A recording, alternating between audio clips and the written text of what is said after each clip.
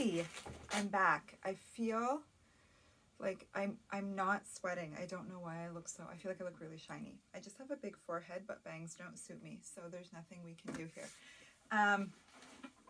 Yay, I'm off to a great start. So here I am filming a YouTube episode.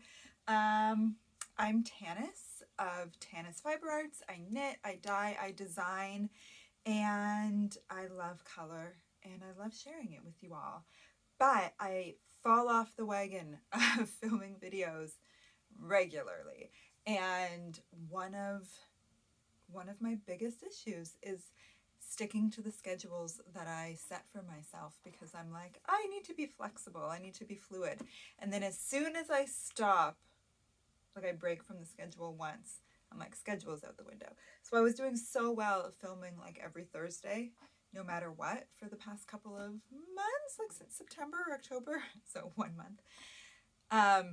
But then I went out of town on a girls' weekend with my knitting friends, with Julie of Knitted Bliss Stitching. She was originally Julie of the blog Knitted Bliss. She still has the blog, but blogging is just so not what it used to be anymore. And now she's got this beautiful embroidery company where she embroiders predominantly on knits. It's very, very cool. So she's one of my best friends and one of my oldest friends. We met via blogging, I would say maybe in like 2008. And she actually lent me her wedding dress to wear on my wedding day. Without even really knowing me. I got married in 2010. She got married in 2009. Yeah, we wore the same dress, and to me that's a really magical connection. And she's one of my real life best friends now. And then also part of my girls knitting weekend is Shireen from the Blue Brick, who I don't know when I met her, years and years ago as well, maybe 2013-ish, I'm not sure. She was a customer and then a friend, and then now she's a hand dyer with this beautiful gradient dyeing company. Actually, I happen to be wearing a sweater that I knit and designed out of her yarn, which ties in. I hadn't intended. I didn't wear this just because I was going to be talking about her, but there you go. So the three of us for like maybe 4 times now, we've gone on a little girls' weekend, and we just get together. We meet in the middle because they both live in Ontario. I'm in Montreal. We meet in the middle. We stay at an Airbnb. We eat meals. We drink tea. Well, I drink coffee. Shireen doesn't drink coffee. But anyway, we make tea. Julie makes a fantastic cheese board. Things are, it's just like a lovely weekend together. And since we're all in the same industry and we can sort of say things, we all follow the same people. You can say knitting things and they get it. They know what you're talking about. Whereas like people outside of knitting have no idea what I'm talking about half the time. So it's really fun to have people that you can connect with and that you can do stuff with. But that was the first weekend I was going out of town. And I was leaving on a Friday. I was busy, and then I didn't film the podcast. And now, of course, I should have brought my setup, my filming setup is very low tech. It's my phone, and I have a microphone. And Shireen travels with a ring light at all times because she's a fantastic photographer. So like, I totally could have brought some stuff and we could have filmed something. And next time I will, because how fun would that be? But so I skipped that week, and then it was Halloween, and then I don't know, I just feel like things have been really busy. Oh, and do you know what else? It's because we're doing an Advent this year. I don't even think I've talked about it on the YouTube. So I feel like I want to show you more of my sweater. I just have to sit up like this. So this sweater, let's sidebar. I'm going to tell you about what I'm wearing, and then I'm going to go into, the rest of it. This is a sweater. This is a sweater that I knit in fingering weight yarn. This is by Shireen at the Blue Brick, and this is the colorway Blue Jay, and it's absolutely stunning. And this sweater is the fingering weight version of my City Limits sweater pattern, which was originally published in worsted weight. I published that pattern in 2020 in worsted weight, and it quickly became it's my go-to pattern. Like, I've knit it probably a dozen times in all of the sizes. It's sized baby to adult. And it's just so I was gonna say versatile. It is versatile in that it goes like you can customize it however you want. I've knit them gradient, like in fades, holding two colors of fingering weight together, and then marling it for a fade. I've knit them just in a solid and a speckle because it's just like it's a classic sort of sweatshirt crew neck shape. I've knit them in stripes. It's my go-to. It has some neck shaping so that it's flattering. It doesn't, I just find it more comfortable. I love the shape of it. And so since I use the worsted weight pattern so much, it's like my go-to sweater pattern, particularly for gifts, for kids, for whatever, I designed a fingering weight version of it. And I just sent the draft off to my tech editor yesterday, and I'm very excited for the sweater to be ready. I've been really low motivation or low energy for designs this fall. I haven't published a single design since June, and that wasn't always unusual for me. Like there were years where I would publish 2 things a year, and it was just, that wasn't sort of my main focus. And then as the years went on, I tried to spend more time designing, because it's something that I love to do. It really complements obviously the yarn business really well if I've got designs that feature my yarn, and yeah, it's just a part of my job that I find really, really fulfilling and that I really like. And so I tried to rather than just thinking of my pattern designing as something that I do when I have extra time, or like as an aside to my hand-dyed yarn business, I tried to think of it more as part of it, like a significant part of it. And I was doing really well at that for a little while, but I'm not a full-time designer. I do have, other things that take a lot of time away from being able to focus on designing. And so I don't compare myself to full-time designers. Like if you're looking at somebody like an Andrea Mowry, a Stephen West, a Joji Locatelli, and people who are cranking out patterns like monthly, this is their full-time job. It's their entire career. And because it's not my full-time job, I don't compare myself, and I don't feel bad when I don't have a pattern published since June. However, I'm just trying to take it a bit more seriously, I guess is my point, what I'm trying to say. And, not undervalue the pattern aspect of my company.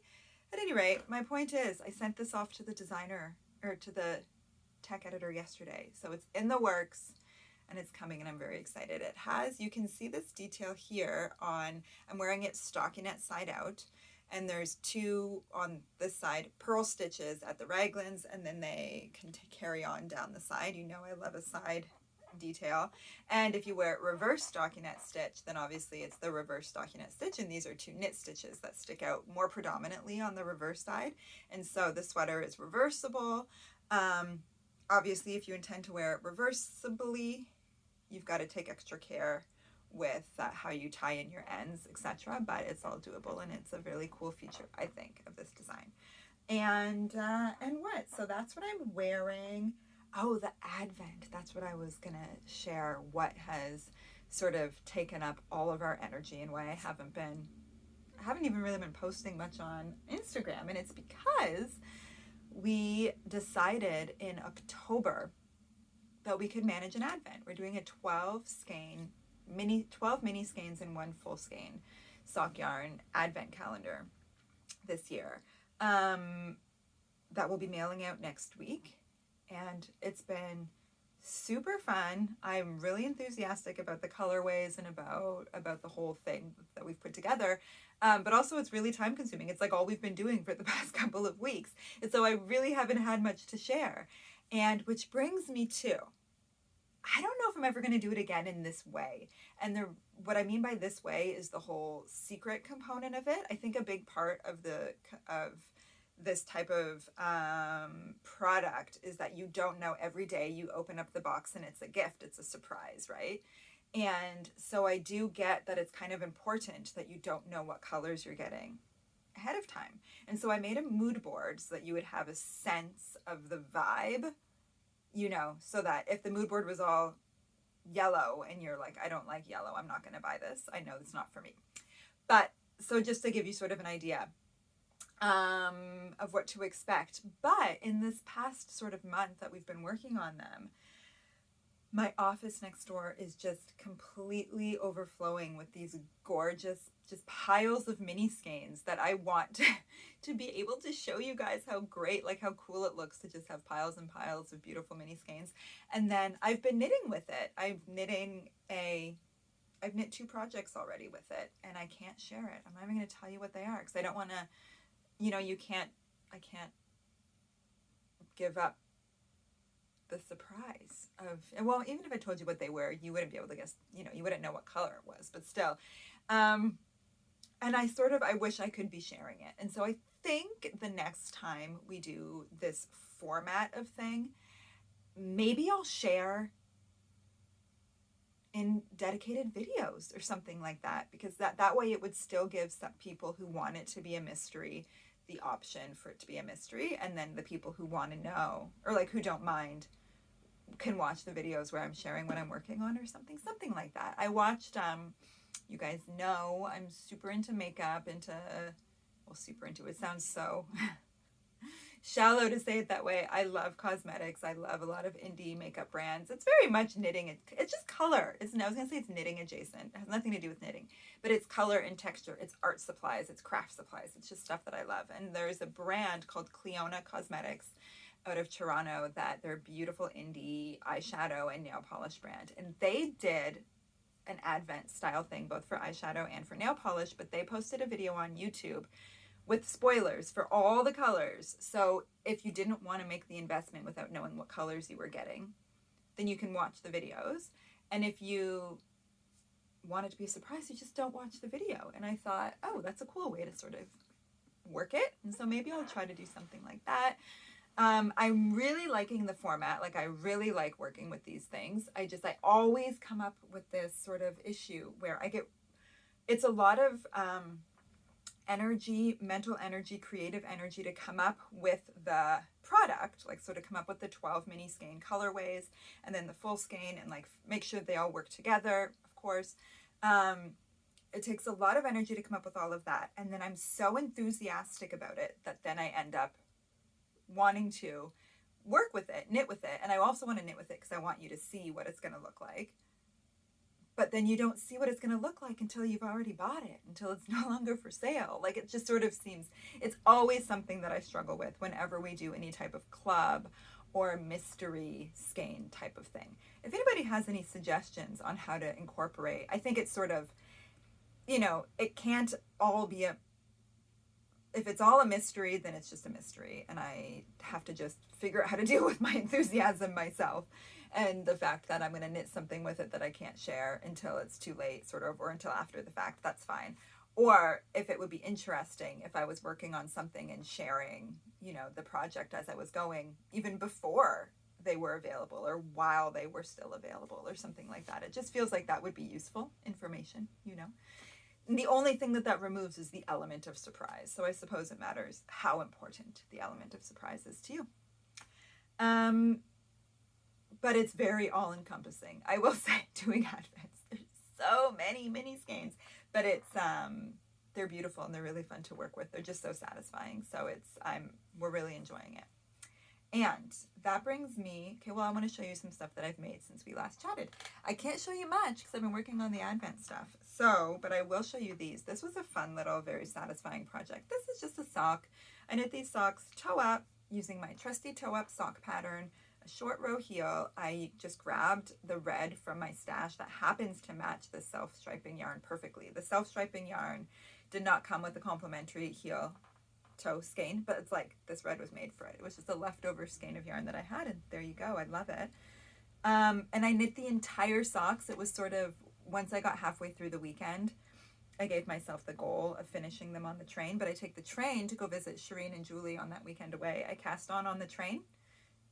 We just sit and knit all weekend chatting. So I sit and knit, and I knitted the sock, and then I bound off. I finished the second sock on the train on my way home. So I knit the whole pair of socks in the weekend. And that's just, kind of a fun little memento. And then, I don't think I showed this, In fact, I'm quite positive that I didn't. I think the last time you saw these, they were roving, that my kids dyed. The hot pink roving, this sort of multicolored browny, greeny, and I said, oh, I don't like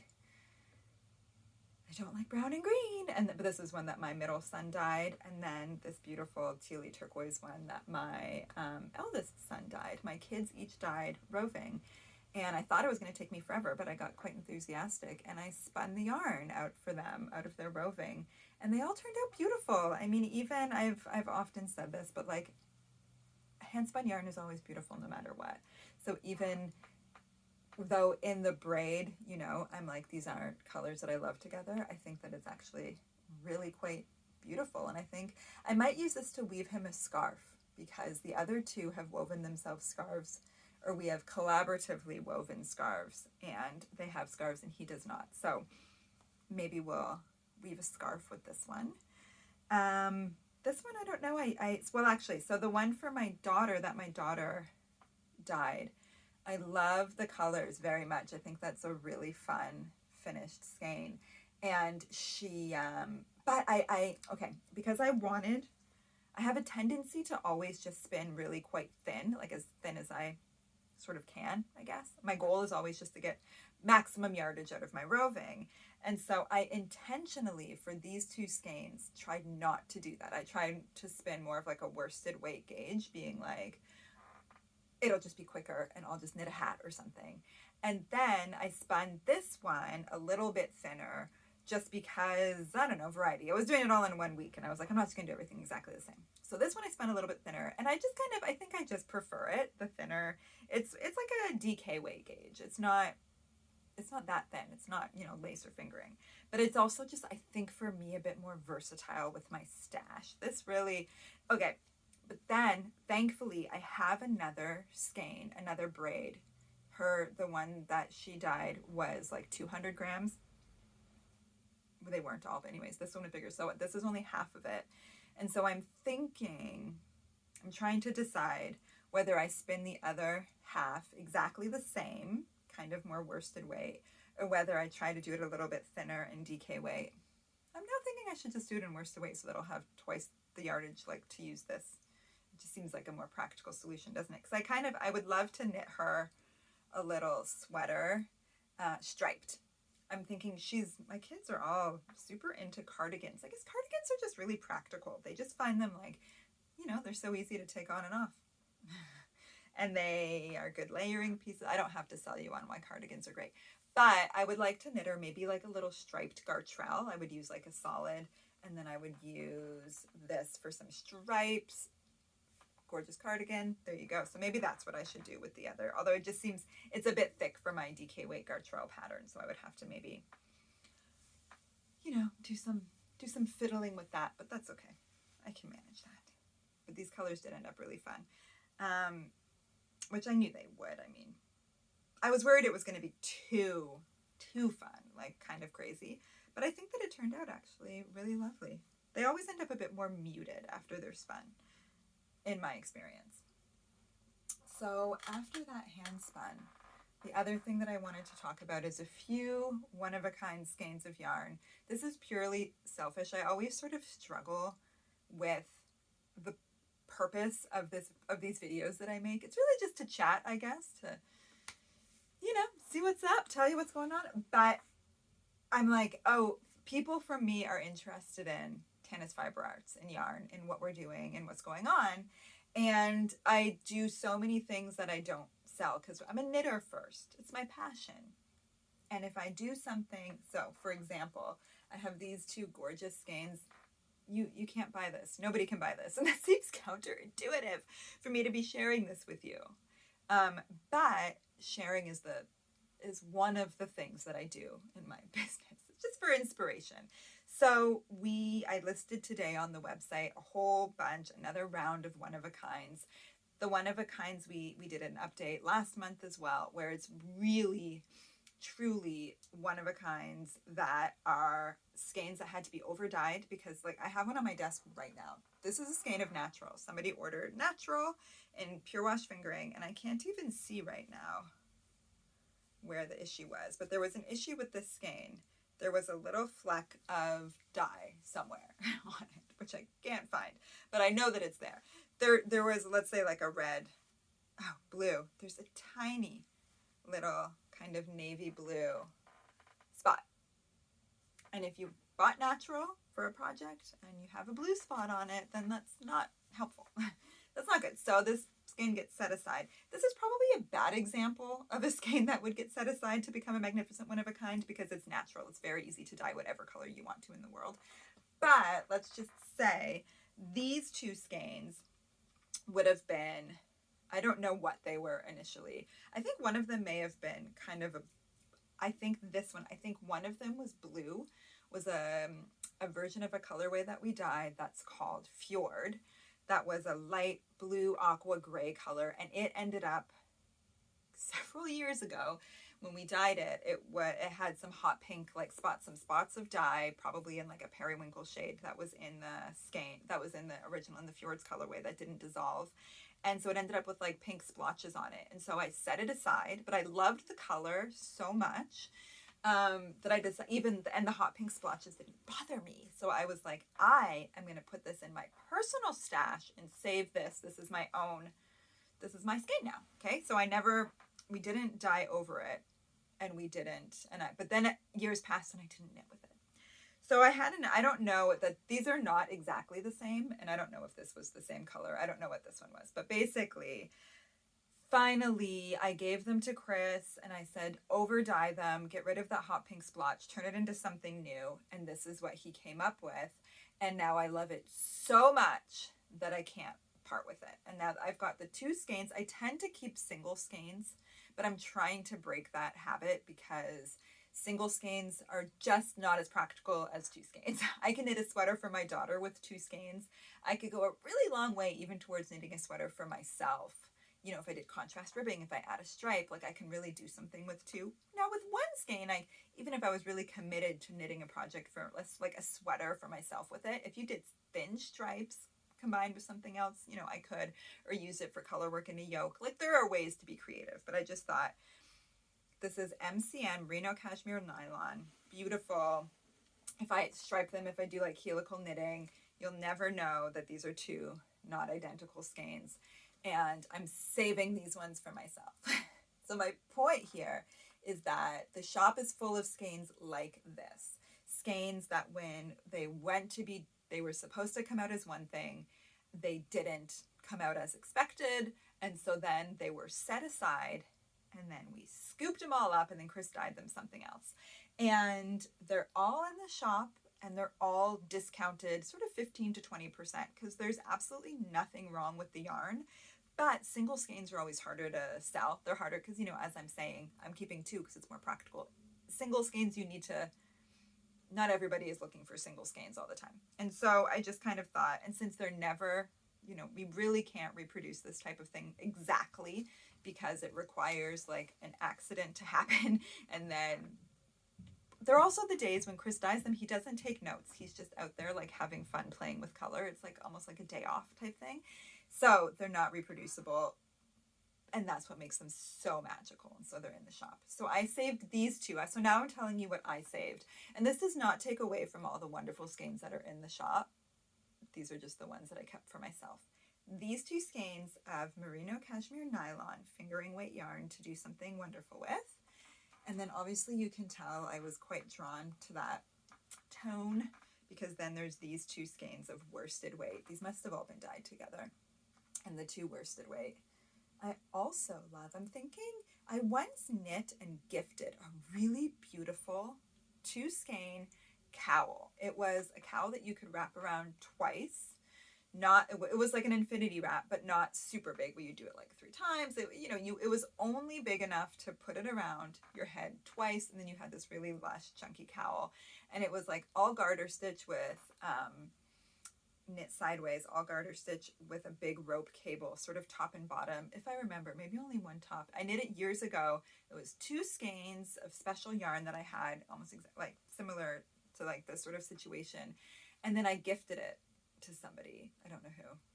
But I thought it was a great gift. It was a great cowl. And maybe I'll do something like that with this. Or my daughter would love this. A hat a neck warmer.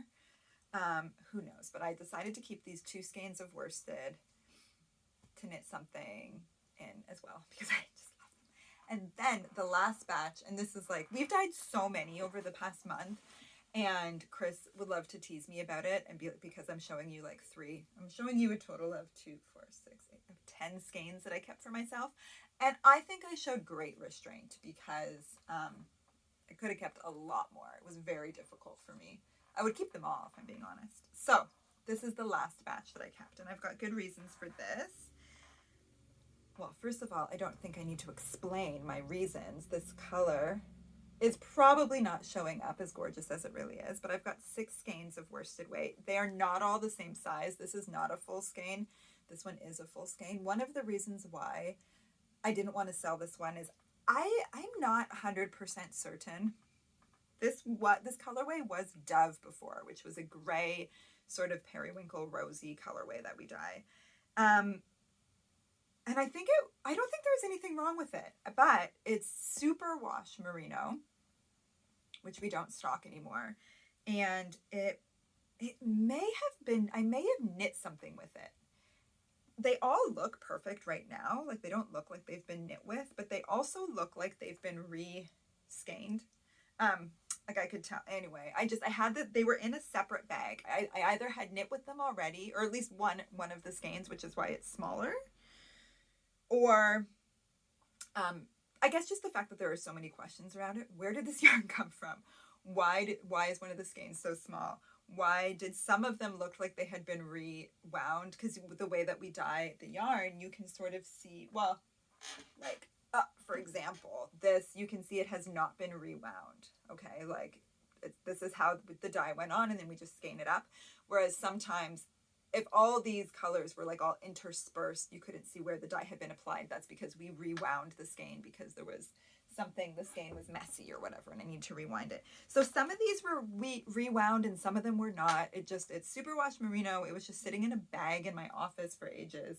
It was in this Dove colorway, which is beautiful, but that I didn't feel like knitting something with at the moment. I wasn't like really inspired by it. So Chris dyed it, and I didn't want to sell it because of all those mystery questions that I just told you. If I've already knit with it and then reskeined it, I was just sort of like, this feels weird. So I kept it for myself because the color that he ended up dyeing it is like absolute magic to me, because there's colors underneath it, because it was dyed something first and then colors laid over it, layered. It's so pretty. So this, I think I'm going to make a cardigan for myself. I've got plenty of yarn here. I'm thinking a shawl collar. I'm thinking some texture. I think it's going to be absolutely stunning. It's kind of like denim-y vibes. It's so look at it. It's going to be fabulous. So that's my plan for that. So these are the ones that I kept for myself. Everything else is in the shop, and I'm excited to keep that going because those are really fun for us to do, and I'm glad that you guys seem to really like them.